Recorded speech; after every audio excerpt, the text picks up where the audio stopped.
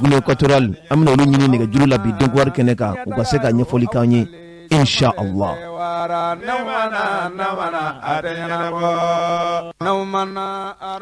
non de donc war fambaw ye muna labe ka lasi awma denke ni abadenke Ibrahim Jawara ne ga krafe obe maraka babulo basila koyini ba almami ba aletika be ne ga labi aw bismillah an le baw aw bismillah pour fondi seben l'année pana aye ayira kafo minye l'européen ka kele antomba mimbe nous wa wule France kana ko Union européenne wuli ñogon laje dawke ñogon laje forala abe do fen kono femi were ka ministre munu be ni o sigile be ka nyesi ni ñogon te ko nyanya na boma nous wa wule France kana ministre des affaires étrangères européennes oluka ñogon temena ntene temeni ka keni novembre kolo kleta ani duru mi Bruxelles ka yere fi Belgique kuna fondi seben lende pana aye ayira kafo nunga ñogon sinfe krofo do nana boka bi ka ayira kafo mi nyangeliu ye obena ta ka nyesi jekulu mun be irisire jamana ka nuba wule France kana ko groupe russe Wagner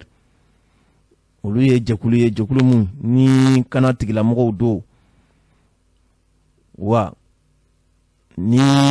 nyangeli mena ta fene ka nyesi mali fama munun be fanga na bi siga konta la fiyo umna nyangeli ta ka nyesi olu fana ma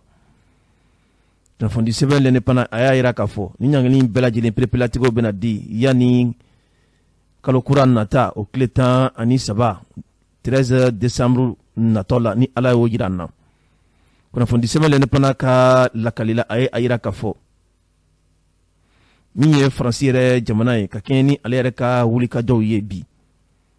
ɲɔgɔn barolen dɔw nana kɛ ministriw kɔni fɛ belgiquekaw yɛrɛ ka faba yɛrɛ kɔnɔna na laɲini tun ye mun ye dugudugumakan minnu bɛ senna bi ka yira ka fɔ min ye rusi ka lakanakɛbaw ye kɛnyɛrɛ lakanakɛbaw olu ka naliko kuma minnu bɛ cɛncɛnfuga jamana yɛrɛ kan kɛrɛnkɛrɛnnena Mali yɛrɛ jamana kɔnɔna na o kuma kelen no fɛn ye bi fɛn min ni a kelen no ka diɲɛ fantan a naani bɛɛ lajɛlen kɔni duuru nin kelen no gɛlɛyaba ye bi ka kɛɲɛ ni CEDEAO ye ale yɛrɛ sigi kɛrɛnkɛrɛnnen dɔ kɛ dimanche jan tɛmɛnen ni a bɛnna novembre kalo tile 7 san 2021 Ghana yɛrɛ faba kɔnɔna na jamana farafina tileyanfɛ tɔn jamana caman ɲɛmaw tun bɛ yen ka fara u ka ministriw yɛrɛ kan olu nana hakilina dɔw bɔ ka bin ka sababuya kɛ mun ye Mali fanga ɲɛmaw u ye layiru minnu ta diɲɛmaw ɲɛkɔrɔ layiru minnu tara malidenw ɲɛkɔrɔ ka yira ka fɔ kalata ko kuma min bɛ senna kabiri u sigi waati k'u bɛna kalataw labɛn ka bɛn min ye février kalo tile 27 natɔ ye san 2022 ka jamana segin a segin ko kura kan o kumaw kɔni a bɛ munumunu salo la bi a yirala k'a fɔ o ŋaniya ɲuman wɛrɛ tɛ bi ka se ka o baaraw kɔni sigi sen kan o de hukumu kɔnɔ min ye farafina tilebiyanfɛ tɔn ɲɛmaw ye u ye bagabagali dɔw ta wala u ye ɲangili dɔw ta ka ɲɛsin Mali famaw yɛrɛ ma ani Mali cakɛbɔdasoba minnu bɛ u bɛ fɛn min wele faransikan na ko institution olu fɛnɛ donnen bɛ nin ko in kɔnɔna na o hukumu kɔnɔ sa faransiskaw olu ka minisiri min bɛ ni a sigilen bɛ ka ɲɛsin faransi ani jamana wɛrɛ cɛ kɔnɔ ɲɛnabɔw yɛrɛ ma ni o Jean-Yves Le Drian ye ale yɛrɛ fɛnɛ a yira k'a fɔ siga kɔni t'a la ka kɛ ni CEDEAO ka nin hakilina in ye olu yɛrɛ fɛnɛ l'Europe jamana don n'a nataw la u bɛna hakili jagabɔ kɛ ka se ka ɲangɛli ta ka ɲɛsin risikaw ka kɛ yɛrɛ lakanaba minnu bɛ ni o ye groupe Wagner maaw ye ani Mali fanga ɲɛmaa minnu bɛ bi ni ɲangɛli bɛna ta ka ɲɛsin olu de ma kunnafoni sɛbɛn l'Indépendant ka kɛɲɛ ni Mohamed Haidara ale ka fasiri ye a ye a yira k'a fɔ hakililajigila min ye Faransi jamana ɲɛmaa ye Emmanuel Macron ale kɔni ye a ka perepelatigiw di ka kɛɲɛ min ye Faransi kɛlɛkɛcɛ minnu bɛ Mali yɛrɛ kɔnɔna na a tun yɛrɛ la k'a fɔ olu ka jatedaya a bɛna nɔgɔya kosɛbɛ o kɛra siranfɛn ni jɔrɔfɛn ye Mali fanga ɲɛmaaw kɔni bolo olu kɔni fɛ nin bɛna kɛ bagabagali ye ka ɲɛsin Mali fanga ɲɛmaaw yɛrɛ ma a kumaw nana caya kosɛbɛ o de hukumu kɔnɔ min ye Mali fanga ɲɛmaaw ye siga kɔni kelen n'u la bi ka yira k'a fɔ u bɛna baara ɲɔgɔn kɔni sama irisi kenya yɛrɛ lakanaba minnu bɛ yen n'o ye groupe Wagner maw ye olu bɛna lakanaw kɔni baaraw kɛ ɲɔgɔn fɛ wa a dɔw yɛrɛ la ni ma kofɔlen ninnu u ni irisi jamana ɲɛmaa yɛrɛ ka surun n'o ye Vladimir Putin yɛrɛ ye kunnafoni sɛbɛn ka lakali la a yira k'a fɔ min ye novembre kalo tile tan ani kelen tɛmɛnen ye Mali diplomasi yɛrɛ ɲɛma ni o ye minisiri min sigilen bɛ ka ɲɛsin Mali ani jamana wɛrɛ cɛ koɲa ɲɛnabɔw ma ale ye taama dɔ kɛ ka taa irisi jamana kan kɔrɔfɔ dɔw bɔra a fɛ o ma taa an dɛmɛbaa jɛkulu minnu bɛ yen bi ni o ye Faransi jamana ye a ma taa olu dimi sira fɛ cogoya si la o kɔrɔfɔ tun ye mun ye o de ye k'a fɔ Mali kɔni bɛ yɔrɔ min na bi gɛlɛyaw caman bɛ yen lakanabaliya yɛrɛ na sira fɛ wa Mali labɛnnen don bi ka se ka baara ɲɔgɔn kɔni kɛ ni irisi jamana ye u ka se ka Mali dɛmɛ kɛlɛ nasiraw fɛ kunnafoni nasiraw fɛ siga kɔni t'a la o ye olu ka hakilina ye nin kɔrɔfɔ a digira Faransi fanga ɲɛmaaw la kosɛbɛ u ma ko yɛrɛ bila daga girinda la ka kɛɲɛ ni juma tɛmɛnen ye novembre kalo tile 12 san 2021 min ye Faransi yɛrɛ ye a minisiri min sigilen bɛ ka ɲɛsin Faransi ni jamana wɛrɛ cɛ koɲa ɲɛnabɔw ma ani irisi minisiri min sigilen bɛ ka ɲɛsin irisi ani jamana wɛrɛ cɛ koɲa ɲɛnabɔw ma ani u ka lakanabaw ka minisiri ninnu ye ɲɔgɔn ɲɛ barilen kɔni kɛ ɲɔgɔn ɲɛ senfɛ kumaw kɔni nana bɔ ka bin min ye k'a fɔ irisi ka lakana jɛkulu min bɛ yen ni o ye kɛnyɛrɛ lakana ye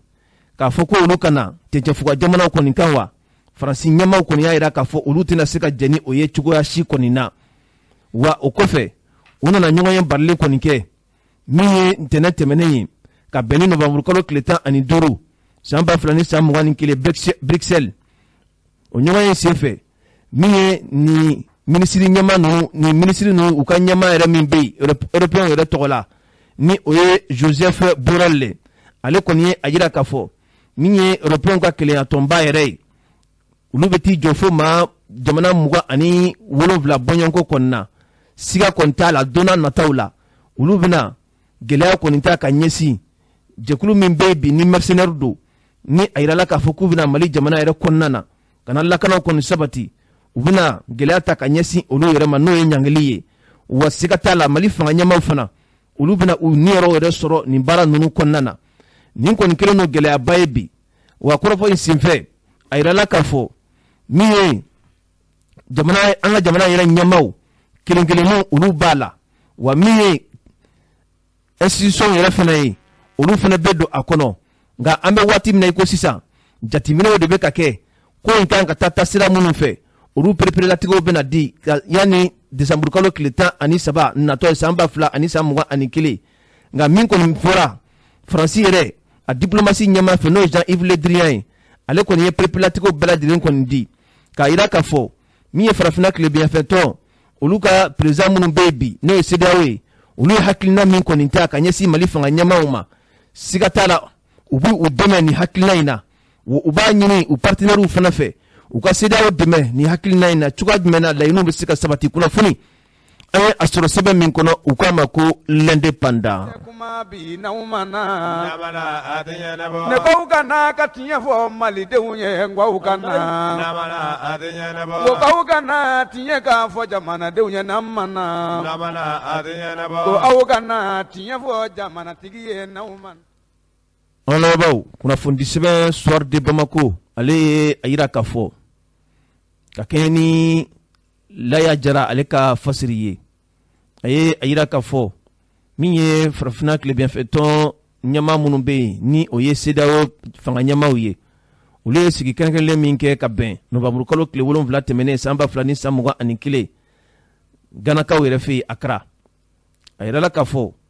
kɔrɔfɔw kɔni nana gɛlɛya dɔɔni Mali fanga ɲɛmaaw kɔni kunna sabu sigi yɛrɛ kun sigilen bɛ Mali yɛrɛ lahalaw bɛ cogoya min na politiki sira yɛrɛ fɛ ani Laginɛ Conakry lahalaw fana bɛ cogoya min na kɔrɔfɔw da donna olu la ka se k'o pereperelatigɛw kɔni di kunnafoni sɛbɛn soir de Bamako a ye a jira k'a fɔ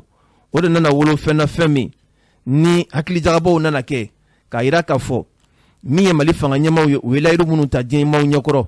k'a fɔ fanganatɛmɛ fanga a kundama bɛna dan kalo 18 bɔɲɔgɔnko ma o de bɛna wolo fɛn na fɛn min février kalo tile 27 nata la san 2022 ka se ka kalataw baaraw bɛɛ lajɛlen k'o nun don fanga ka di mauma mami ni sugandili bena oluma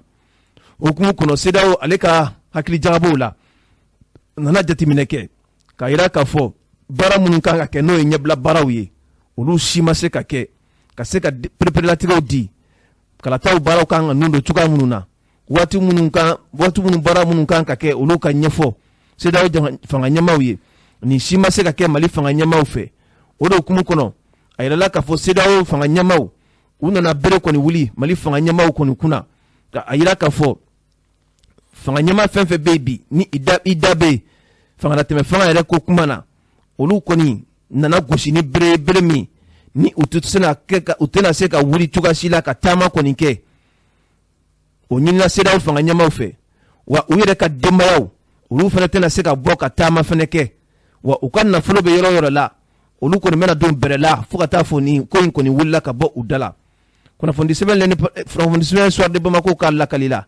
a ko nin wolola fɛn na waati tɛmɛnenw na min ye septembre kalo tile 16 ye san 2021 u tun ye hakili jagabaw kɛ k'a yira k'a fɔ min ye sanction ye k'o ta k'o ɲɛsin Mali fanga ɲɛmaw ma o na a ta bɛɛ pereperelatigɛw u ma se ka di Mali fanga ɲɛmaw fɛ sabu a tun yirala k'a fɔ Mali fanga ɲɛmaw ka cogo bɛɛ lajɛlen kɛ octobre kalo tɛmɛnen in na u ka se ka pereperelatigɛw di baaraw nun tun bɛna don cogoya minnu na fo bi olu baaraw ma se ka kɛ an bɛ waati min na i ko sisan maa caman kɔni sigilen bɛ ka kɔnɔni kɔni kɛ k'a yira k'a fɔ maa minnu tɔgɔ bɛ yen k'a fɔ ko olu sɛbɛnna don ni ɲangini bere in kɔnɔna na yala u tɔgɔw bɛna bɔ wa k'u tɔgɔw kɛ lisi ye u bɛ fɛn min wele lisi rouge ka a forobaya diɲɛ fantan a 4 bɛɛ lajɛlen na wa olu kɔni pereperelatigɛ ma di fo ka taa fɔ an bɛ waati min na i ko sisan kunnafoni sɛbɛn soir de Bamako a yira k'a fɔ CEDEAO ka sigi kɛrɛnkɛrɛnlen o bɛ ka makɔnɔ décembre kalo tile 12 nata la san 2021 a dɔ la berew bɛna juguya ka tɛmɛ kɔrɔlen yɛrɛ fɛnɛ kan wa a yira la k'a fɔ siga kɔni t'a la min ye nin ɲangili ye an ka cakɛbɔdasoba dɔw bɛ yen olu bɛ sɔn k'u yɛrɛ sɔrɔ a kɔnɔna na min ye k'a fɔ fanga ɲɛma yɛrɛ min bɛ yen wala fanga natɛmɛ fanga min bɛ yen ni o ye transition yɛrɛ a kɔnɔna ye présidence yɛrɛ ye olu ɲɛmaw olu bɛ a kɔnɔna na wa a cakɛbɔdaso olu bɛ don a kɔnɔna na cakɛbɔdaso min bɛ yen n'u b'a wele k'a fɔ conseil national de transition CNT olu fana maaw bɛ don a kɔnɔna na o kɔfɛ hali minnu yɛrɛ bɛ yen k'a fɔ k'olu kan ka sigi ka fɔ yɛrɛ labɛn assise pour la refondation olu fana ɲɛmaabaw olu bɛna don a kɔnɔna na nka an bɛ waati min na i ko sisan min ye lisi yɛrɛ kɛrɛnkɛrɛnlen olu ma se ka bɔ k'a pereperelatigɛ di diɲɛmaaw kɔni ma nka siga kɔni kelen bɛ min na bi o de ye k'a fɔ Mali yɛrɛ ka lasigiden minnu bɛ CEDEAO jamanaw kɔnɔna na a dɔ la olu bɛɛ lajɛlen bɛna u yɛrɛ sɔrɔ a kɔnɔna na wa lasigiden baarakɛla minnu ni olu fana bɛ yen olu fana bɛ i yɛrɛ sɔrɔ a kɔnɔna na wa don n'a nataw la ni Ala ma fara an kan min ye l'Européen ka kelennatɔba minnu bɛ yen ni Mali lasigidenw bɛ u yɛrɛ sɔrɔ a kɔnɔna na nin bɛɛ lajɛlen bɛna don min ye gɛlɛya in ni CEDEAO ye a ta ka ɲɛsin Mali fanga ɲɛma ma olu bɛɛ lajɛlen bɛna don a kɔnɔna na don n'a nataw la mɔgɔ bɛ se k'a fɔ gɛlɛyaw caman kɔni bɛna se ka ɲɛsin Mali fanga ɲɛmaw ma kunnafoni an ye a sɔrɔ sɛbɛn min kɔnɔ u k'a ma ko soir de Bamako. ko aw kana tiɲɛ fɔ jamanatigi ye n'aw ma na n'aw ma na nafa tɛ nkalon na tun n'aw ma na ko a ye na tiɲɛ. an lamɛnbaaw ka kɛɲɛ ni nin gɛlɛya ninnu ye min ye an ka minisiri min bɛ ni ale ka koɲɛw bɛnnen bɛ ka ɲɛsin Mali ni jamana wɛrɛ cɛ koɲɛ ɲɛnabɔw ma n'o ye Abdoulaye Diop ye hali n'a sɔrɔla ka fɔ ale ka koba tɛ Mali kunnafonidilaw fɛ a ka kumaw bɛɛ lajɛlen bɛ di diɲɛ kɔkan kunnafonidilaw de ma o ye gɛlɛyaba ye bi ni ko min bɛ tuma dɔ la i ka kunnafonidilaw k'olu kuma ɲɔgɔnya a fɔcogo ɲuman olu de bɛ se k'a lase nka an ye kɔlɔsili min k'a la ne yɛrɛ kɔrɔkɛ don n kɔrɔkɛ jan tɛ dɛ n kɔrɔkɛ yɛrɛ de don nka tuma dɔ la a sɔrɔ man nɔgɔ a bɛ kuma di kunnafonidila wɛrɛw de ma nka ni tile fila in na ani kunnafonidilaw ye dakurunya fila kumaɲɔgɔnyaw kɔni kɛ Mali ka gɛlɛyaw kan min sɔrɔla a da kɔnɔ an ka jɛ ka dɔɔni lamɛn o la. bina Afghanistan kan akasema mo chama mbe ka nyingale ko Afghanistan bina tugomi est-ce que Mali tena bio tugola kwa que ko se ka bonyo kon femme o tekelenye donc Mali te Afghanistan te Mali ngamin kala Afghanistan na fora ko anga familiali bwakola o familiali korade jamana siti se ki kala kanani ka di jamana warama e kala kanani iyere de bi chesri ibi joy jorola iba photo ye useko eminyo kani demala donc Mali sisano anka jamana nyamogo Assimi Goïta ani gouvernement bela jere ani Mali donyere hakilnata de bi chesri fongo fankan ka ke ankan ko chesri ke anka demain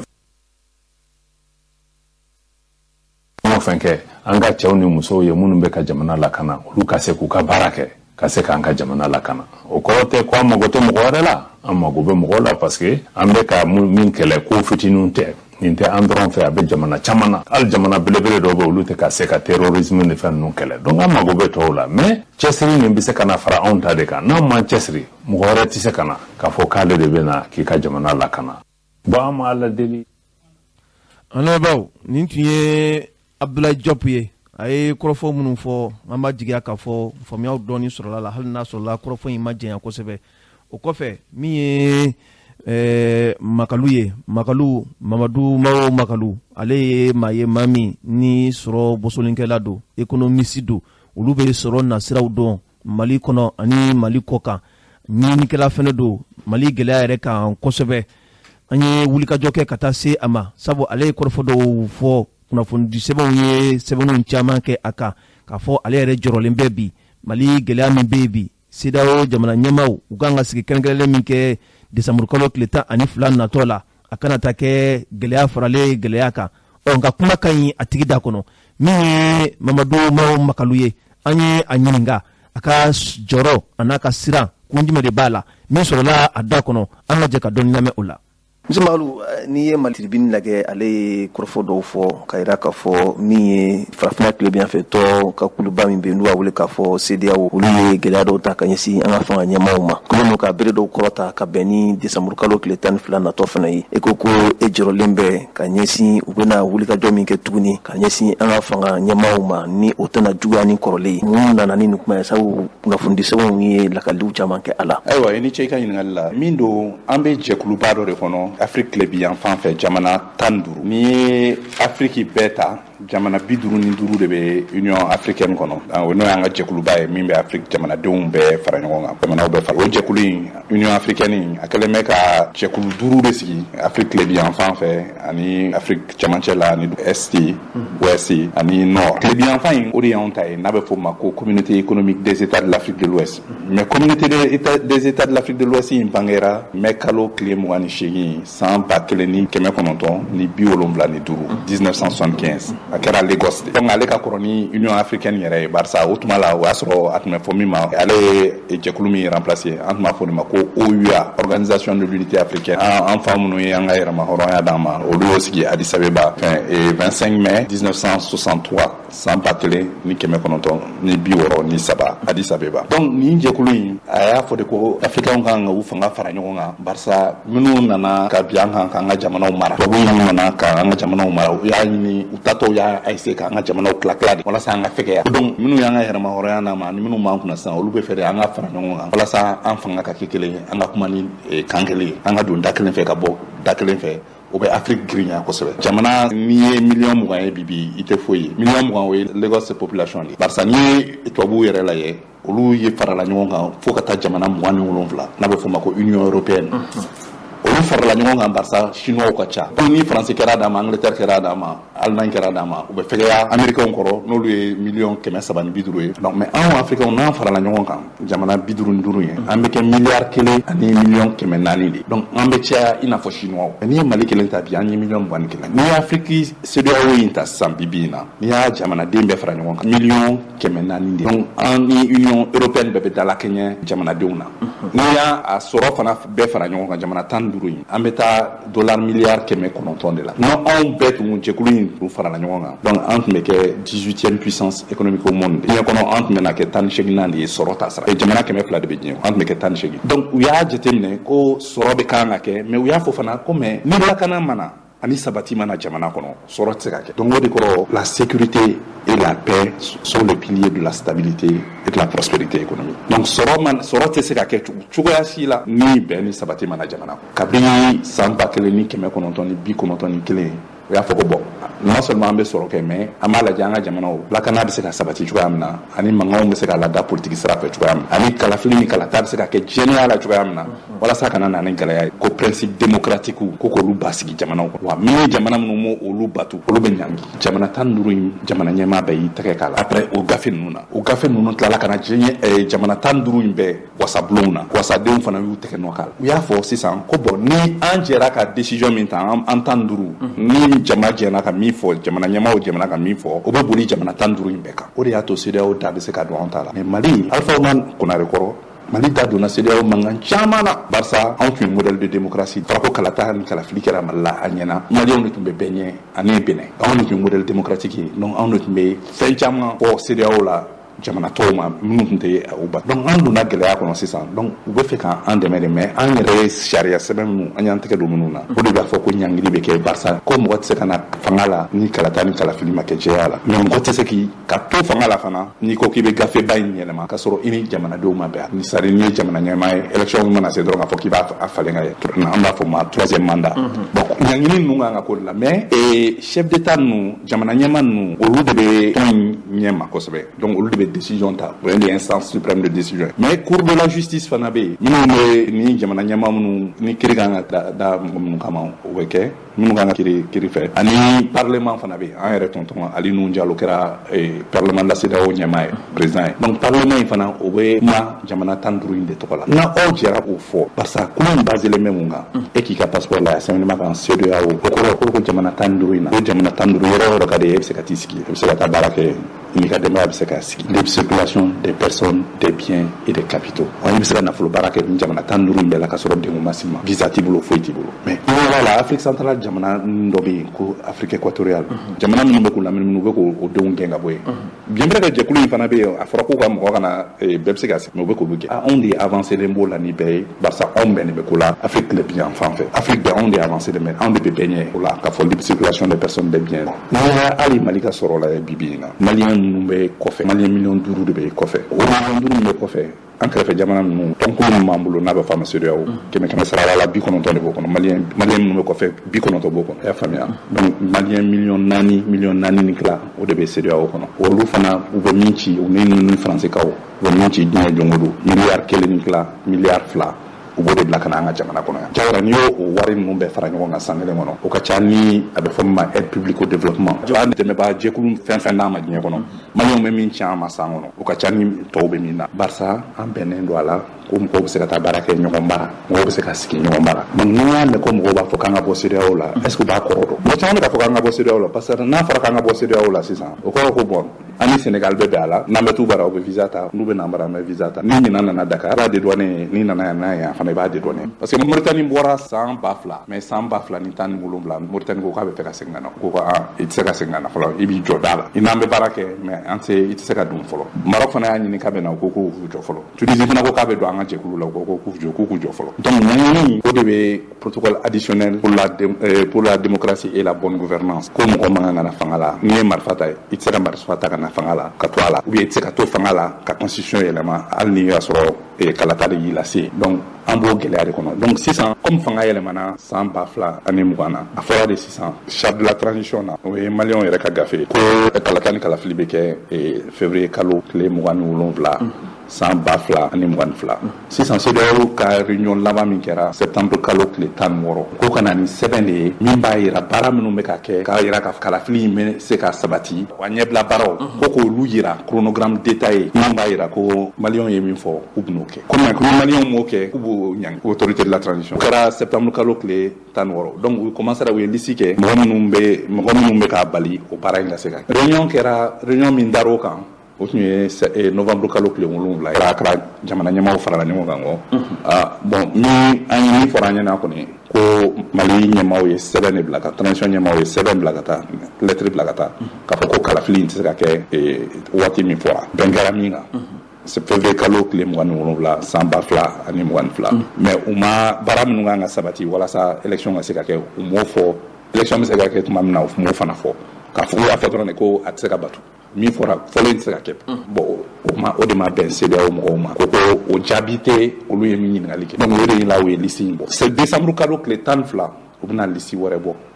Monsieur Magalou yan'an ka don liste filanan kɔnɔ u ye sanction ciblée mun ta ka ɲɛsin an ka autorités ma k'u tɛ se ka taama dɔw kɛ o taama ninnu CEDEAO duguw de don wa ou bien hali Union européenne dugu dɔw fana bɛ don a kɔnɔna na sabu an y'a ye an ka ministre min sigilen bɛ ka ɲɛsin Mali ni jamana wɛrɛ cɛ ko ɲɛnabɔ a taara Russie jamana kan olu t'a kɔnɔ ne ma dala ni CEDEAO b'a la barisa Mali ma sama ka bɔ CEDEAO la Mali ma susu a fɔra ko jamana ɲɛmaaw de Malien denw kɔni bɛ se ka taa CEDEAO kɔnɔ mais jamanaw ni an ka ɲɛmaaw bɛ fɛ ka taa jamana minnu kɔnɔ olu bɛ se k'a fɔ ayi a kana na a ye to ye ou bien a ye mɔgɔ wɛrɛ ci an tɛ fɛ aw kana an bara fo nin waati in ka tɛmɛ fɔlɔ ou bien a ye mɔgɔ wɛrɛ ci min ma ɲangi barisa liste de kɛra ko minnu bɛ ka a to baara in tɛ ka se ka lawaleya institution ɲɛmɔgɔw fana b'a la olu de ko don non transition mɔgɔ bɛɛ de ko don donc u ye liste de kɛ mais mɔgɔ si ma liste ɲɛ bon sisan a gɛlɛyama yɔrɔ ye min ye o ye CEDEAO kɔnɔna ye jamana 15 mais ɲini fina cogoya min na CEDEAO fana ye Union africaine ka boloma fara donc Union africaine fana bɛ nin réuni ko fana fɛn kelen de fɔ bon ni Union africaine dun ye min fɔ Union européenne ni Nations unies fana b'o de bon i y'a mɛn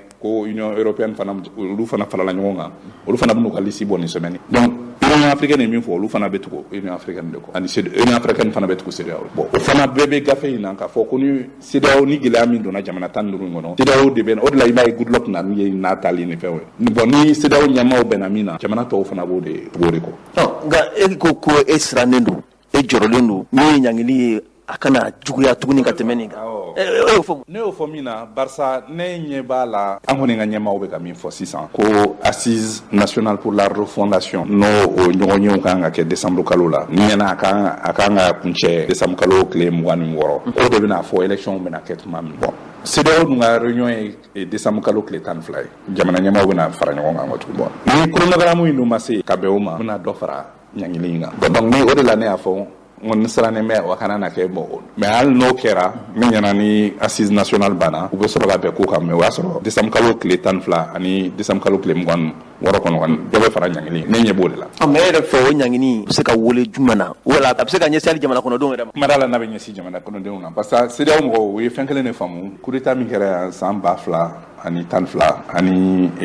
u y'a faamuya k'a fɔ gɛlɛya bɛ jamana kɔnɔ e yɛrɛ b'a dɔn covid in nana ni gɛlɛya caman ye jamana in kɔnɔ ani kɔɔri sɛnɛlaw ma kɔɔri sɛnɛ fana san 2020 a nana ni gɛlɛya caman ye jamana kɔnɔ donc u b'a dɔn ko jamanadenw bɛ gɛlɛya puis jamanadenw de mun b'an ka élection organiser o ka kalafili a b'u ni jamana ɲɛmaaw de cɛ ne kɔni ma d'a la n'a bɛ se population ma jamanadenw ma yanni 7 février san 2022 mais sanction ninnu i ɲininka cogoya an bɛ sanction politique de kɔnɔ sisan o ye politique taasira ye donc politique mɔgɔw dɔrɔn mais sanction économique fana bɛ yen n'o ye sɔrɔ taasira ye sanction financière n'o ye wariko taasira ye i n'a fɔ bankuw ni ani transfert ka bankuw datugu ani transfertw ani commercial ka frontières datugu olu bɛɛ bɛ yen donc u bɛ se k'o bɛɛ kɛ ka frontières datugu k'a fɔ minɛn tɛ dɔw fɛ yen minɛn tɛ bɔ barisa an ka jamana 7 min ma laminina 5 bɛ CEDEAO kɔnɔ mais mɔgɔw bɛ ɲinɛ min kɔ fana ani jamana 7 min bɛ ɲɔgɔn fɛ wariko taasira fɛ n'a bɛ fɔ a ma UEMOA ani minnu jɛlen bɛ CFA la olu bɛɛ bɛ CEDEAO jɛkulu kɔnɔ o jɛkulu ninnu fana olu de b'an ka bankuw la marché olu bɛ se k'a dayɛlɛ olu bɛ se ka datugu olu de bɛ se k'a to sara bɛ kɛ olu de bɛ se k'a to pension bɛ sa olu bɛ se k'a kɛ virement bɛ kɛ olu bɛ se ka kɛ virement bɛ jɔ. Ah chérie ya macaroni ka di dɛ. Ni macaroni lakika ye pastaroma ye alikama mugu gɛrɛgɛrɛ ye min bɛ dilan an yɛrɛ fɛ Mali la yan Kapal SA fɛ macaroni pastaroma a ye ɲɛna cɛ ka ɲi wa a dundala ka di pastaroma a sugu ka ca yaasa bɛɛ ka ni dingɛ sugandi escargot fizeli spaghetti vermicelle ani bayani a bɛ sɔrɔ butikiw alimentation supermarché sugu Mali fan bɛɛ n'aw mago b'a caman san ta la aw ka se goloni na u jabala bala wala bɛ weleli kɛ 20 21 65 30 20 21 65 30 Pastaroma a nandan ka di a nama kɛrɛbɛtɛ awɔ pastaroma nantan ka di a nama kɛrɛbɛtɛ n'aw mana arajo ɲɛtaga ye o n'aw mana ko n'aw mana ɲɛta jama ko don n'aw mana an lamɛnbaaw kunnafoni sɛbɛn Nouvel Horizon a ye a yira k'a fɔ min ye Guinée équatoriale ye marabaw kɔni kɛnbɛ bi ka wulikajɔw caman kɛ jamana kɔnɔden fɛn fɛn b'u fɛ n'i ye dunan ye wulikajɔw kɔni kɛnbɛ bi ka maaw kɔni minɛ a kuma u calen bɛ fo ka a dama tɛmɛ kunnafoni sɛbɛn Nouvel Horizon a ye a yira k'a fɔ nin kɔni kɛra munumunu salo caman ye maa ma bɔ maa la maa o maa ni i sɔrɔla i bɛ minɛ wa ni ye jateminɛ kɛ nin wulikajɔ in senfɛ maa dɔw ka nafolo kasara la dɔw yɛrɛ fana bugɔra fo k'u jogin komi u jaw bɛ kunnafoni sɛbɛn kan cogoya min na kunnafoni sɛbɛn Nouvel Horizon ko ni fiɲɛ kɔni wulila bɛɛ bolo bi i kunna donni na min ye malidenw minnu sigilen bɛ bi Guinée équatoriale yɛrɛ jamana kan a dɔw bugɔra fo k'u jogin ka kɛ ni wulikajɔ ye wulikajɔ min ni Guinée équatoriale fanga ɲɛmaaw tun ye ɲɔgɔnyew kɛ k'a yira k'a fɔ u ka jamana bɛ taabolo min kan bi dunan fɛn fɛn bɛ yen ka se ka bɛɛ fara ɲɔgɔn kan k'u minɛ papiye bɛ min bolo papiye tɛ min bolo bɛɛ lajɛlen k'a minɛ o kɔfɛ minnu kɔni cayara lasigiden minnu bɛ Guinée équatoriale jamanaw kɔni kan olu fana ye ɲɔgɔnye barilenw kɛ ka se ka hakili jagabaw kɛ u ka jamana kɔnɔden minnu minɛnen bɛ nin baara ninnu senfɛ u bɛ se ka labila cogo di o hukumu kɔnɔ Guinée équatoriale fanga ɲɛmaaw u nana ɲɔgɔnye kɛ o kɔfɛ k'a yira k'a fɔ maa o maa bɛ yen ko sɛbɛnfuraw kɔni b'i bolo maa o maa bɛ yen k'i bɛ ka baara de kɛ nafa bɛ ka don Guinée équatoriale jamana kɔnɔna na olu bɛɛ lajɛlen ka bila nka a kɛra i n'a fɔ nin kuma in kɔni kɛra kuma fu de ye tuma min na Guinée équatoriale fanga ɲɛmaaw olu bɛ ka nin kɔrɔfɔw fɔ o ni a ta bɛɛ terrain yɛrɛ sanfɛ i b'a ye k'a fɔ waleya minnu bɛ ka kɛ u n'o fana tɛ ɲɔgɔnya sira la nin kɔnɔna na sa min ye Mali fanga ɲɛmaaw ye olu kɔni ka munumunu kɔni fanga bonyana kosɛbɛ maliden minnu sigilen bɛ yen olu bɛ se ka u ka kanwarayaw sɔrɔ cogo di ani n'i ye jateminɛ kɛ maliden minnu bɛ yen ni u bɛ jamana kɔ kan u ka kuluba n'o ye Haut Conseil des Maliens de l'extérieur a ɲɛmaaba Habib Sila ale yɛrɛ fana ka wulikajɔw bonyana a la kosɛbɛ nɔgɔyaw bɛ se ka ta ka ɲɛsin malidenw ma cogoya min na aw bɛ faamuyaw sɔrɔ a la min ye Guinée équatoriale malidenw ka kolatigɛbaa dɔw bɛ yen ni o ye Monsieur Touré an ye a lajɛ k'ale sɔrɔ nɛgɛjuru la kɔrɔfɔ minnu sɔrɔla a da gɛlɛya ninnu kabini a daminɛ fo ka taa se bi ma an ka jɛ ka dɔɔni lamɛn o la. Monsieur Touré, awa i bɛ radio ɲɛtaa kan nin waati in na an ye kunnafoni sɔrɔ k'a fɔ min ye Guinée équatoriale fanga ɲɛmaaw ye u ka wulikajɔw bonyanen bɛ bi dunanw kɔsɔ kosɛbɛ awa Mali maliyɛn yen nɔ kila i bɛ Haut Conseil des Maliens de l'extérieur fana ka jɛkulu kɔnɔ awa yɛrɛ tɔgɔ ni jamu ani jɔyɔrɔ jumɛn b'i la. Ne yɛrɛ ye Mohamed Touré, je suis le secrétaire général du Haut Conseil des Maliens de l'extérieur en Guinée équatoriale. Je suis le président commission chargée des institutions et de la société civile au sein du bureau exécutif national du Haut Conseil des Maliens de l'extérieur. Donc il faut vraiment depuis le 30 octobre à rafle général de Kéréa. Guinée équatoriale. Bado Guinée équatoriale, Yoro Fladedo, capitale Fladedo. Bata Animalabo. Donc, nebe Bata. Bata, Malien Chaman be Bata. 70% Malien vivent à Bata ici. Donc, contrôle qui era effectivement comme il y a un métier, rafle général de Kundo, c'est-à-dire que dans les Maliens 30, Libyens, Kumbala, Chinois, Kumbala, Russes, tous les pays africains. Où il y a des raflés. Papier pour Paratala. Donc, oui, instruction de nous, même pour la fausse santé. Donc, plus autorités. Donc, vraiment, à Damina, Kana, chez les Chamans, qu'on y a moins Chaman de Minana, Utara, Utatu, Yoro Fladedo. Police centrale, Ani Yordobi, Uba, for Incesso, voyez, centre de détention. Donc, depuis le problème qui est là, donc le Haut Conseil des Maliens de l'extérieur, allé de Siglendoya. Donc, ça va aller de là. Donc, il y a une organisation qui a une commission de crise qui est née pour y après. Donc, première mesure, donc, il y a un monde qui est, parce que Angamo, Mounina, Kasekata, Ibunu Duma, Mounfana, Mankene, Kaseku, identifié, Kaseka, donc, vraiment, population, communauté malienne, B de Farlaganka, vraiment, comme un seul homme, Kaseka, Kounike, Kata Doumini, Soma, Kata Doumini, Lafay. Donc, pour le moment, entre-temps, les autorités, Mounia, en combat, négocier. Donc, entre-temps, il y a une information qui fait comme les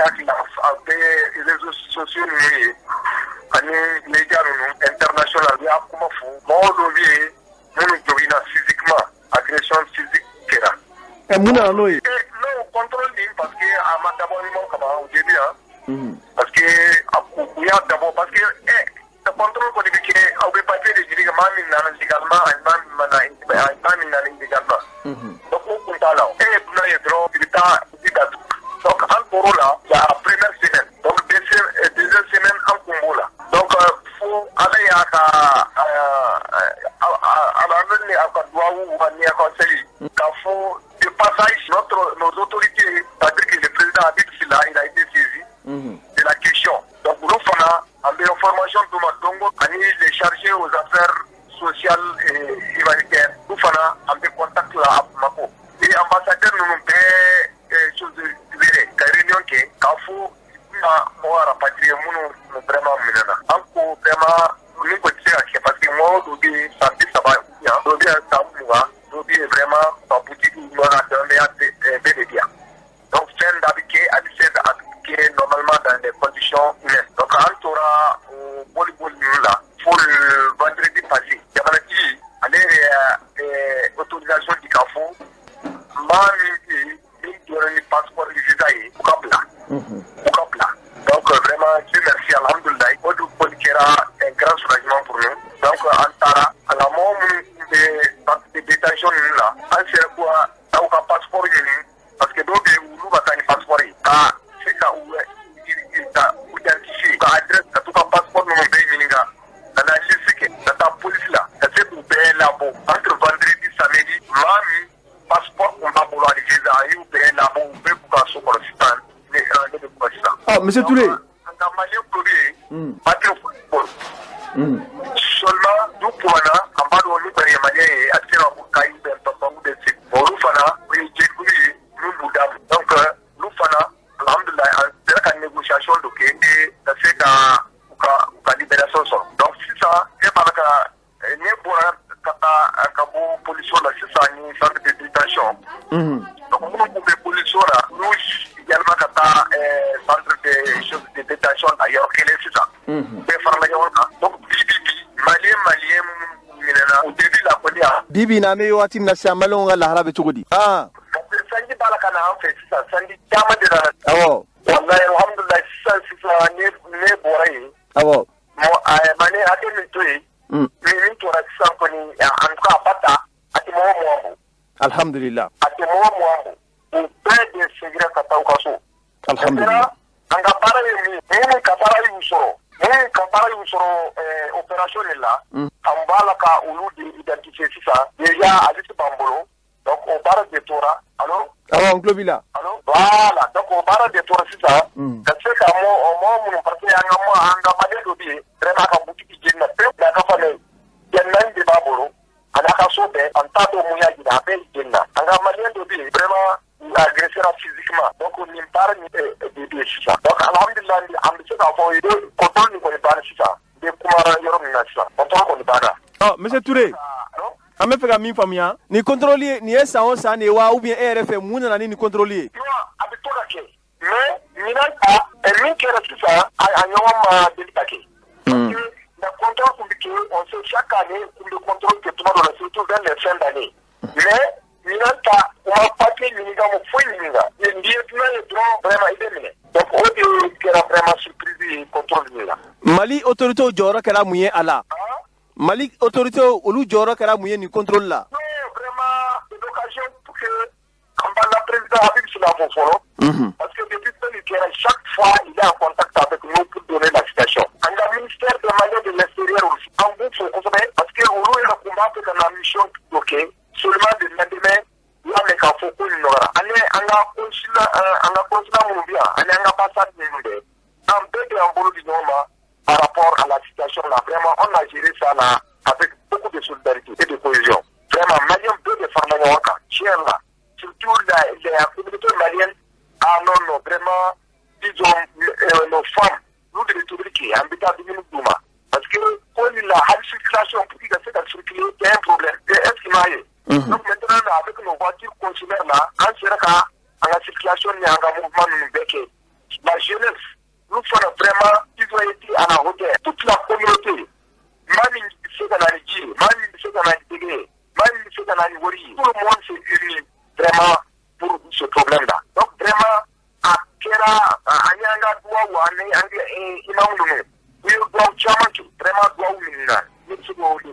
i ka kuma laban ye jumɛn ye i ka kuma laban ye jumɛn ye yan'an b'i sɔrɔ siɲɛ wɛrɛ. Bon vraiment toujours an b'a fo d'abord pour tous les Maliens minnu bɛna vraiment Toukan la c'est-à-dire que dans l'immigration vraiment u kana dans une forme légale u kana ni passeport ye ani visa tunana fana u ka s'u ka ambassade ou de consulat la u yɛrɛ identifier u ka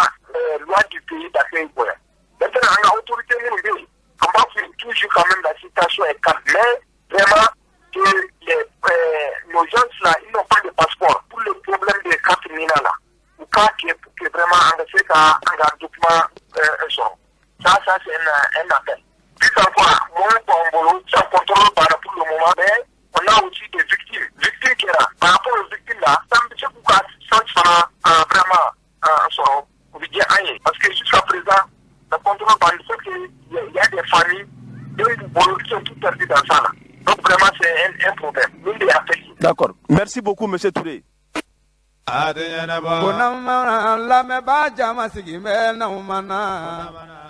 On lamɛnbaaw kunnafoni sɛbɛn Nouvel Horizon a ye a yira k'a fɔ min ye Mali yɛrɛ assemblée kɔrɔ ɲɛmaa ye n'o ye Isaka Sidibe ye a yirala k'a fɔ ale kɔni ye waleya dɔw kɛ bi waleya min ni o ye jamana sariya sɔsɔ yɛrɛ baaraw ye kunnafoni sɛbɛn ka lakali la a ye a yira k'a fɔ CNT ni ale yɛrɛ waribon kɛsi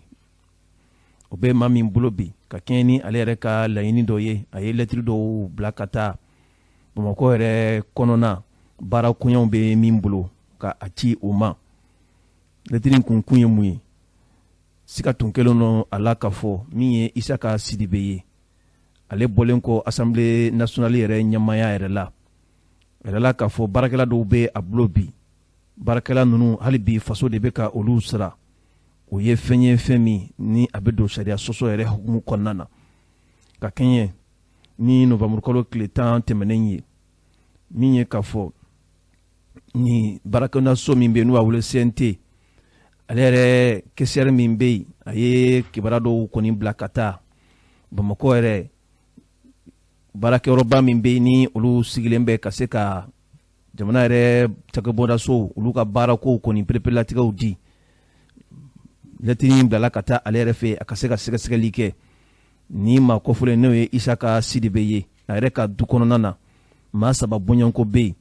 olu bɛ ka baara kɛ a ye nka jamana yɛrɛ de kelen don ko olu kɔni ta a dun yirala k'a fɔ a tun bɛ baara min na n'o ye wasadenya baara ye olu bɛɛ lajɛlen kɔni pereperelatigɛw banna ni o ye manda ye o banna pewu nka o n'a ta bɛɛ ni a yirala k'a fɔ ni maa kɔfɔlen in kɛn bɛ k'i da faso yɛrɛ kɔ la k'a ka baarakɛlaw yɛrɛ ta olu bɛ baara kɛ ale ye nka faso de bɛ a wariw sara nin ye musakafu de bɔlen faso yɛrɛ kɔnɔna na o hukumu kɔnɔ sa min ye CNT yɛrɛ kɛsɛri fɔlɔ ye ale ye nin kunnafoniw di sɛgɛsɛgɛliw kɔni nana kɛ k'a yira k'a fɔ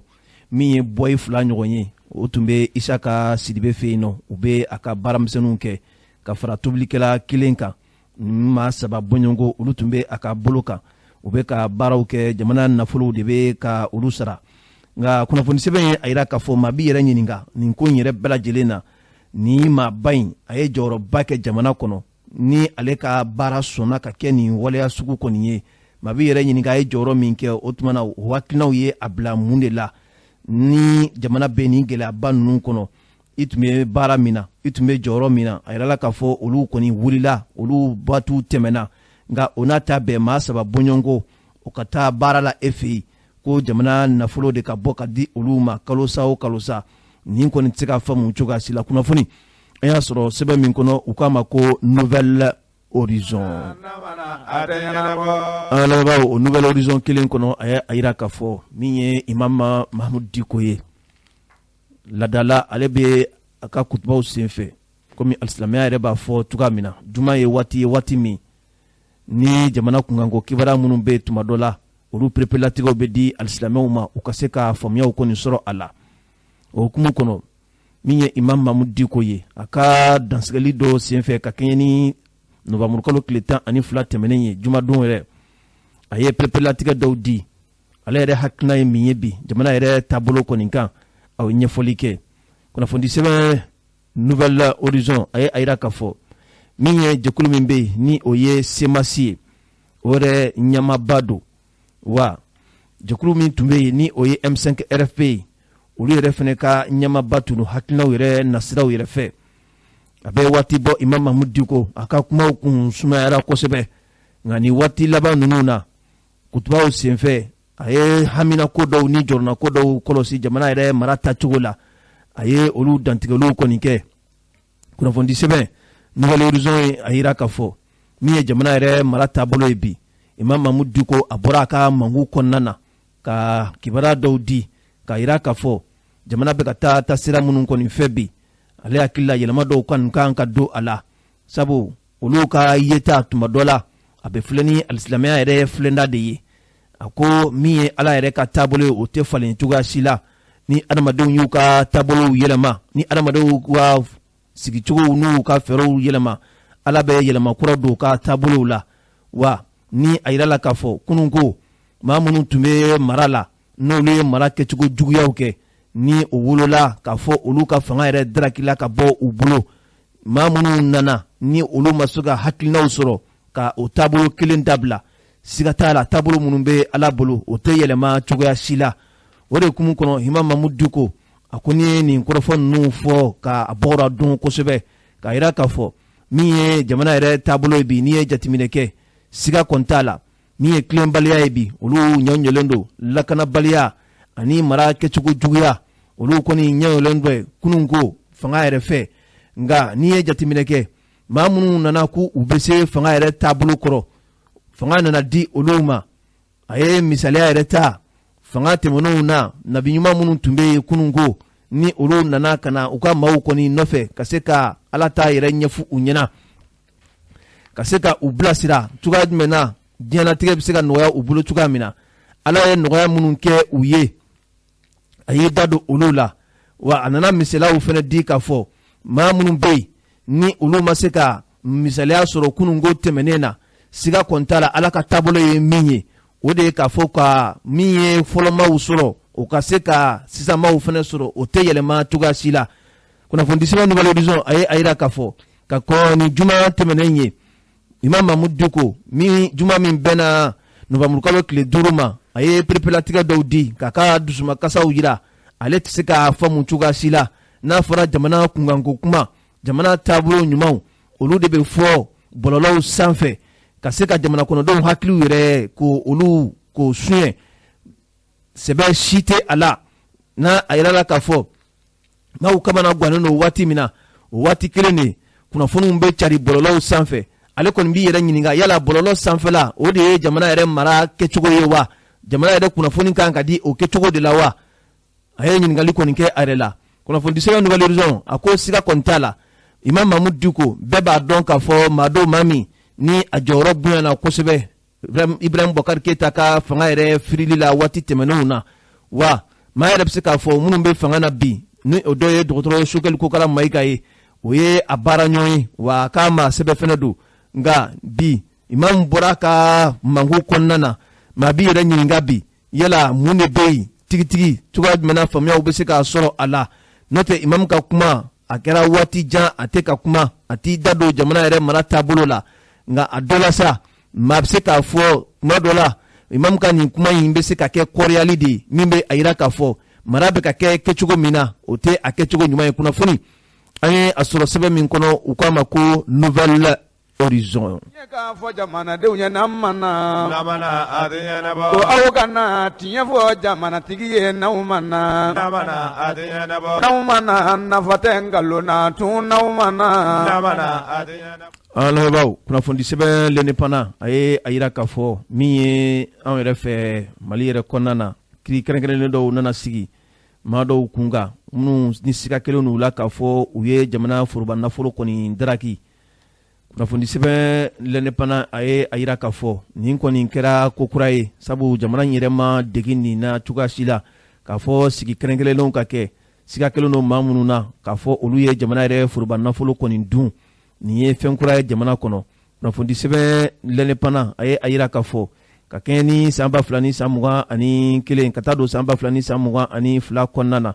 nin hakilina ninnu kɔni tun ɲininen bɛ k'a fɔ sigi kɛrɛnkɛrɛnlen ka sigi maa minnu bɛ yen ni u ye jamana foroba nafolo kɔni dun olu ka kiiriw ka taa kɛ ni nafolo ninnu bɛ bɔ cogo min na olu ka se ka sabati nka min ye fangalatɛmɛ fanga ye n'o ye transition maaw ye olu kɔni u ma ko bila dagagirida la olu nana hakilijabaw kɛ ka yira ka fɔ min ye ni maa kofɔlɔ ninnu ye bi caman yɛrɛ minɛnen b'u la k'u sago kaso yɛrɛ kɔnɔna na a yɛrɛ la ka fɔ nin sigi ninnu kɔni kɛra ka a nun don affaire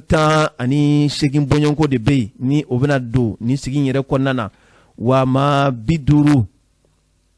ani maa 4 ɲɔgɔn wala jalaki 54 ɲɔgɔn olu de kɔni bilalen bɛ bi nin sigi yɛrɛ kɔnɔna na kunnafoni sɛbɛn lɛnɛpana a ye a yira k'a fɔ nin sigi yɛrɛ a nun bɛ don min a bɛ daminɛ don min na min ye k'a fɔ président min bɛ tribunal yɛrɛ kɔnɔ n'o ye cour d'appel yɛrɛ ɲɛmaa ye ale ka lasigiden dɔ a ye kɔrɔfɔw kɔni ta ale tun bɛ kɛnɛ kɔnɔ min ye Alijumakat Diko ye ka fara min ye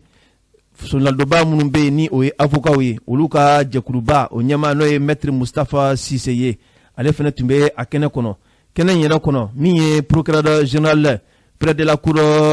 d'appel Idrissa Arizo Maïga ale fana tun bɛ kɛnɛ kɔnɔ wa ale yɛrɛ kɔrɔfɔw yɛrɛ ta ka dantigɛliw kɛ a ye a ka nisɔndiyaw kɔni ta ka ɲɛsin nin baara in yɛrɛ ma sabu nin ye fɛn min jamana kɔnɔden fan caman kun sigilen bɛ ka a makɔnɔ k'a yira k'a fɔ maa minnu bɛ jamana foroba nafolow ta tuma dɔ la u bɛ minɛ ka t'u bila kaso la u bɛ waati kɛ ka tila k'u bila nka a yirala k'a fɔ nin waati ninnu kɔni na wulikajɔ kɔni kɛn bɛ bi maa o maa bɛ yen ko siga kelen don i la ka se ka i minɛ k'i lasago sɛgɛsɛgɛliw olu baaraw ka se ka kɛ u bɛ fɛn min wele faransikan na atteinte au bien public ani faux et les cas de faux et usage de faux ani maa minnu bɛ yen ni olu ka baara ye ka se ka nafolow kɔni ka a taabolow kɔni yɛlɛma u ka baara tɛ minnu lase u ma i bɛ u ye o baara ninnu wala o mobiliw ni o sow de bɛ u bolo nin kɔni baara ninnu bɛɛ lajɛlen nun donna ka ɲɛsin min ye jɛkulu min bɛ yen wala cakɛbɔdaso min bɛ yen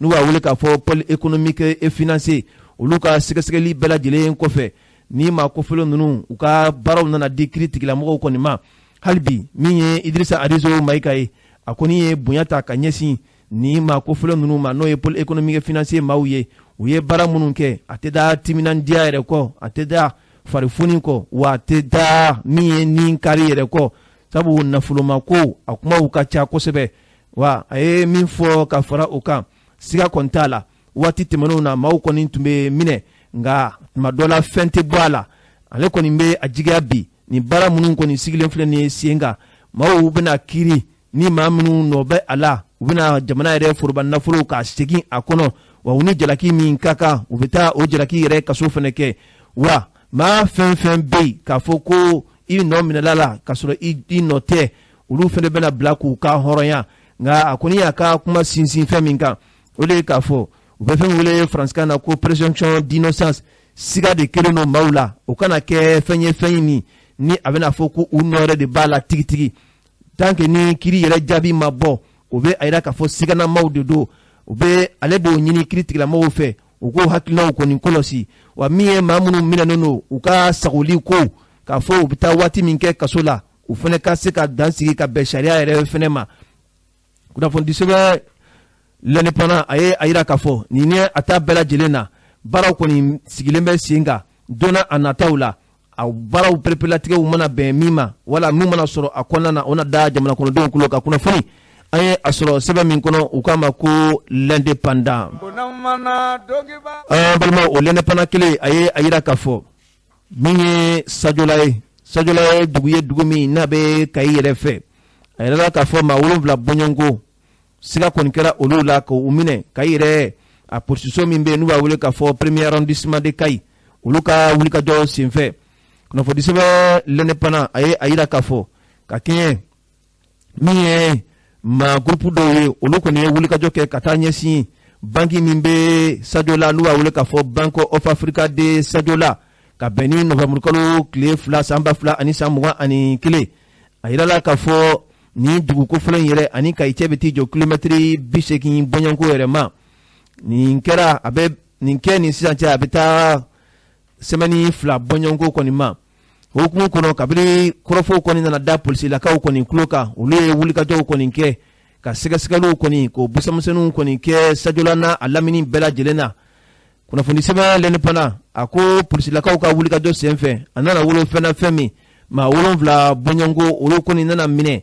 polisilakaw kɔni fɛ ka se ka sɛgɛsɛgɛli kɔni busamisɛnnin gɛn u la kosɛbɛ. Kunnafoni sɛbɛn lɛni pana haribi a ka lakali la a ko ka kɛɲɛ Novembre kalo tile 2 san 2021 nɛgɛ kaɲa 15 miniti 30 bɛ a sanfɛ. A yɛrɛla k'a fɔ maa 9 bɔɲɔngo kɔni olu ye wulikajɔ kɛ u ɲɛkun yɛrɛ dogolen bɛ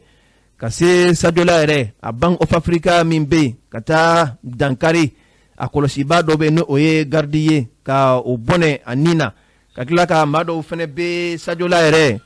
a kɔlɔsiliba dɔw bɛ yen min ye o gardiw ye olu dɔw fɛnɛ jogina ni wulikajɔ in yɛrɛ senfɛ.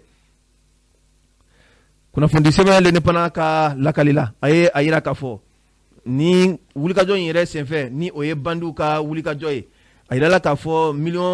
ɲɔgɔn bɔɲɔgɔnkɔ olu ye nana ta ni maa kofɔlɔ ninnu fɛ ka tunu ni a ye maa si ma se ka u ta fan kɔni dɔn. Kunnafoni sɛbɛn a yirala k'a fɔ ni wulikajɔ senfɛ min ye polisilakaw olu ladɔnniya la u ye munumunu salow kɔni caman kɔni kɛ ni yɔrɔ kofɔlɔ ninnu na ani Kayi yɛrɛ a dugu dafɛ dugu ninnu caman kɔni na ka kɛ ni commissaire Salim Sise ale n'a ka cɛdenw ka wulikajɔ ye u nana maa 7 bɔɲɔngo sigana kɛra maa minnu na ka olu kɔni minɛ ka taa ni o ye commissariat yɛrɛ la sɛgɛsɛgɛliw olu fangaw nana bonya kosɛbɛ. Kunnafoni sɛbɛn ka lakali la a yirala k'a fɔ o sɛgɛsɛgɛliw kɔnɔna na min ye maramafɛn dɔw ye olu kɔni sɔrɔla sɛgɛsɛgɛliw kɔnɔ ani moto 5 ɲɔgɔn bɔɲɔngo ka fara telefɔni caman kɔni kan ani nafolo caman fɛnɛ sɔrɔla a la. Cogoya jumɛn na aw bɛ faamuyaw sɔrɔ ni wulikajɔ in senfɛ maa 7 minɛnen kɔ k'a ye commissaire min bɛ yen n'o ye Salim Sise ye ale ye dantigɛli min di a ko kan an ka jɛ ka dɔɔni lamɛn o la. An wele k'a fɔ an ka cogo bɛɛ lajɛlen kɛ mɔgɔ minnu ye nin kɛwale kɛ cɛjugu kɛ u ka se ka minɛ joona. O dugusajɛ de n'o bɛnna Novembre kalo tile 3 ma 22h waati an ye kunnafoni dɔ sɔrɔ k'a fɔ siganamɔgɔ dɔ bɛ yen nɔ a bɛ so dɔ kɔnɔ Kayi. An y'a fɔ an ka procureur ale ka yamaruya kɔnɔ an ye équipe dɔ bila ka taa u ye cɛ minɛ. An n'a nanen an y'a ɲininka a ye wari ninnu bɔ min ɲininkali bisamisɛnnin tugulenya la a nana ka na fɔ an ye ko tiɲɛ yɛrɛ la mɔgɔ minnu ye Sajola banque attaqué ale b'u la. An ye wari min sɔrɔ a bolo wari in yɛrɛ ale niyɔrɔ de ye u kɛlen ka tilali kɛ. O kɔnɔna de la sisan u ye banque attaqué cogo min na a n'a ye mɔgɔ minnu ani mɔgɔ minnu jɛra ka banque attaqué a commencera ka olu tɔgɔ fɔ an ye. Olu tɔgɔ fɔlen fila yɛrɛ tun bɛ Kayi yan nɔ. O su kelen n ka mɔgɔw ye brigade de recherche mɔgɔw olu tɛgɛ da o mɔgɔ 2 kan ka na n'u ye. Olu nanen olu an kɛlen ka olu fana interroger u ye marifa dogo yɔrɔ min na u y'o yɔrɔ fɔ an ye ko u ye marifa dogo Jamu kɔfɛ ko kulu dɔ bɛ yen nɔ ko marifa ninnu dogolen bɛ yen. An ye mission constitué o su kelen yɛrɛ bɛɛ lajɛlen 4h du matin olu taara ka taa marifa ninnu nɔfɛ Jamu kulu o dɔgɔkun nana. Marifa ninnu kun ye marifa 7 de ye a bɛ PM de pistolet mitrailleur chargeur kun ye chargeur 8 ye. Ani tabulu u bɛ kufula minnu don kunkolo la k'u ɲɛni bɔ olu fana caman kun b'a la. O kɔfɛ fɛn min ye tiɲɛni groupe dɔw ye u ka téléphone minnu b'u bolo an kɛlen ka olu exploiter an y'a ye 2 bɛ Bamakɔ dugu kɔnɔ déjà kelen bɛ fo Segu komi baara ka se ka teliya commissariat dɔ bɛ Bamakɔ ko 15e arrondissement an y'o ɲɛmɔgɔ wele a ka se k'an dɛmɛ joona an bɛ se k'an tɛgɛ da olu ka cogo min na wa ale ka cɛsiri n'a ka fɛn kama an sera k'an tɛgɛ da mɔgɔ 2 minnu bɛ Bamakɔ ale commissariat kelen ka cɛsiri kama tuguni min kun bɛ Segu o fana minɛna Segu polisiw fɛ u ka groupe ye mɔgɔ 9 de ye. An ka sɛgɛsɛgɛli ye min yira n'u yɛrɛ ka yɛrɛ ka interrogatoire ye min yira mɔgɔ 9 de don mais mɔgɔ kelen bɛ yen nɔ o de y'u ka informateur ye ale yɛrɛ ye Sadio Laka ye a bɛ baara kɛ mairie la u ye rendez-vous di ɲɔgɔn ma Sadio la dugu kɔfɛ kungo kolon kɔnɔ u ye groupe dɔ bɛ wele o ye ɲɔgɔn sɔrɔ yen kɛlɛ ka ɲɔgɔn sɔrɔ min kan ka baara kan ka kɛ min ye o bɛɛ dir'o ma u tilalen waati min na 15h30 an ka finitigilaka minnu tun bɛ yen nɔ pour que ka ban lakana u ye muguci wulila ka wuli jogi kelen yɛrɛ nin tora la n bɛ tasi bila kɛ ala ka lahara sumaya ye kojugukɛla ninnu dɔw dɔnna banque kɔnɔna na sisan kɛsi wari min tun bɛ kɛsi kɔnɔ yen nɔ wari kɔnɔna na u y'o wari bɛɛ cɛ u ye $20 ko de ta kɛsi kɔnɔ u tilala tuguni k'u bɛ taa ka taa coffre-fort yɔrɔ min na k'u bɛ taa ka taa yen dayɛlɛ o y'a sɔrɔ sɔgɔlen don nin tiɲɛna u bɔra sisan an bɛ min fɔ population ye information u kana suma fɛ n'a dira dɔrɔn mɔgɔnin na u k'a d'an ma parce que an ka enquête la ni kojugu kɛra waati min na mɔgɔnin kɔnɔna tile filanin na ni information dira a temps a ka ca ala bolo o kojugukɛlaw bɛ minɛ mais puis waati bi mɛn i bɛ information dɔ a bɛ pris indice bɛ effacé a bɛ enquête gɛlɛya kojugu. Jama sigi bɛ na mana ko faw kana Mali kɔnɔ ni Mali kɔ ka faw kana ko na mana ka arajo tɛ kuma bi na mana ne faw kana ka tiɲɛ fɔ malidenw ye ngwaw kana ko faw kana tiɲɛ ka fɔ jamanadenw ye na mana an lamɛnbaaw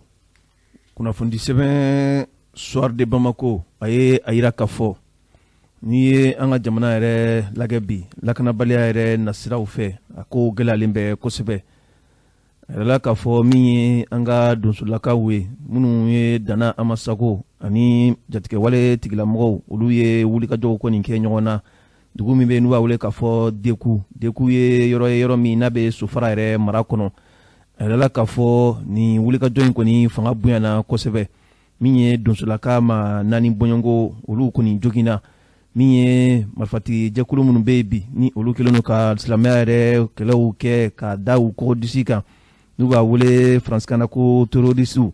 olu ka maa 3 bɔɲɔngo kɔni bɔnɛna u ni na ka kɛ ni tɛnɛ tɛmɛnen novembre kalo tile 15 san 2021 kunnafoni sɛbɛn ye a yira k'a fɔ dugu min bɛ n'u b'a wele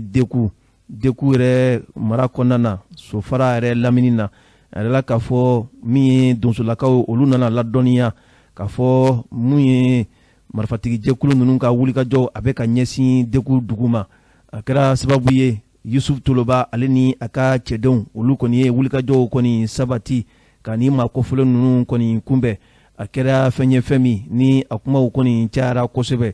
kunnafoni sɛbɛn soir de Bamako a ye a yira k'a fɔ nin kɛlɛ yɛrɛ a ko a kundamaw jɛyana a bɛ taa fɔ lɛrɛ caman kɔni na marifatigi jɛkulu ani donsolakaw ni ɲɔgɔn cɛ la kunnafoni sɛbɛn hali bi a ka lakali la a ye a yira k'a fɔ kɛlɛ kuntaga jalen kɔ sa min ye donsolaka ma 4 olu kɔni nana jogin papalikɛla maa 3 bɔɲɔngo olu bɔnɛna u ni na a yɛrɛ la k'a fɔ nin waati laban ninnu na Sofara yɛrɛ mara kɔnɔna na wulikajɔw de kɛlen bɛ bi marifatigi jɛkulu ninnu fɛ ka ɲɛsin Sofara maraw kɔni ma sanga ani waati bɛɛ lajɛlen na kunnafoni sɛbɛn soir de Bamako a ko ka kɛɲɛ ni olu yɛrɛ ka kunnafoni sɔrɔlen ye min ye novembre kalo tɛmɛnen tile 9 tɛmɛnen san 2021 u nana wulikajɔ dɔw kɔni kɛ ka ɲɛsin min ye an ka finitigilaka minnu bɛ n'u b'a wele faransikan na ko force spéciale anti-terroriste FORSAT olu ka daga min kɔni bɛ yen a kɛra sababu ye a kɔni wulikajɔw fanga nana bonya kosɛbɛ FORSAT maaw olu kɔni ye tiɲɛniba de ta ka ɲɛsin ni maakɔfɔlen ninnu ma a bɛ se k'a fɔ su caman de bɔra marifatigi jɛkulu ninnu ka daga kɔnɔ ani maramafɛnw caman kɔni minɛna an ka finitigilakaw yɛrɛ fɛ kunnafoni sɛbɛn ka lakali la a yirala k'a fɔ ka kɛɲɛ ni olu yɛrɛ ka kunnafoni jɔnjɔn sɔrɔlen ye min ye an ka maa 2 bɔɲɔngo finitigilakaw la olu kɔni bɔnɛna u ni na maa 9 bɔɲɔngo o joginna kunnafoni sɛbɛn ka lakila hali bi ka kɔn ni wulikajɔ in ye novembre kalo tile 9 tɛmɛnen min ye dimanche novembre kalo tile 7 tɛmɛnen a ala k'a fɔ u ye wulikajɔ dɔw fana kɛ an ka forsati maaw olu ka munumunu salo senfɛ u bɛ fɛn min wele faransikan na ko patrouille Fakala mara kɔnɔ Fakala yɔrɔ min n'a bɛ sofara mara yɛrɛ kɔnɔna na a yɛrɛ k'a fɔ o wulikajɔ senfɛ min ye forsati maa kelen bɔɲɔgɔnko olu bɔnɛna u ni na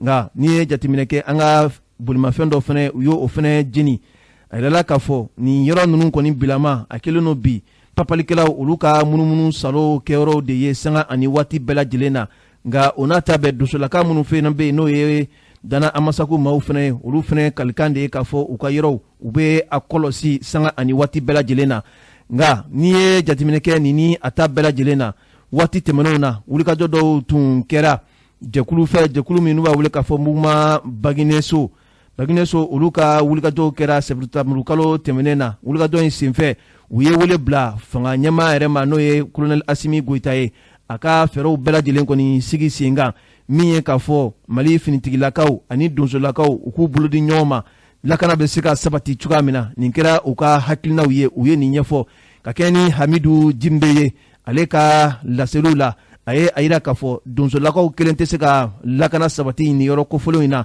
wa an ka faamaw fana kelen tɛ se ka lakana sabati waati de sera sa bolow ka se ka di ɲɔgɔn ma u bɛ se ka ɲɔgɔn dɛmɛ ka ni maa kofɔlen ninnu dagaw kɔni bɔ jamana kɔnɔdenw dala cogoya min na kunnafoni